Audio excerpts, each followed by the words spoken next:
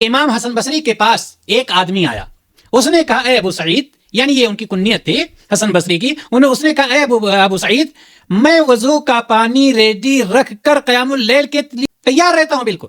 یعنی وضو کا پانی رکھ دیا قیام اللیل کے لیے اور بالکل تیار رہتا ہوں کہ ٹائم ہوگا اٹھ کر کے وقت پر قیام اللیل یعنی تہجد کی نماز پڑھوں گا، لیکن قیام اللیل کے لیے اٹھ نہیں پاتا، تہجد کے لیے اٹھ نہیں پاتا۔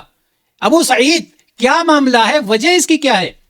تو امام صاحب رحمہ اللہ نے فرمایا، یعنی امام حسن بصری رحمہ اللہ نے فرمایا، تمہارے گناہوں نے تمہیں باندھ رکھا ہے۔ اور اس کا اندازہ آپ لگا سکتے ہیں، جو امام صاحب نے فرمایا کہ تمہارے کتنے لوگ ایسے ہیں کہ سوچتے ہیں کہ ہم تہجد کی نماز پڑھیں گے، ہم روزہ رکھیں گے، شعبان کا مہینہ چل رہا ہے، انہوں نے کیسٹ سنی ہے، درس سنا ہے، وہ چاہتے ہیں کہ ہم شعبان کا روزہ رکھیں، لیکن شیطان آ کر کے، وہ گناہ آ کر کے بیچ میں دیوار بن جاتا ہے۔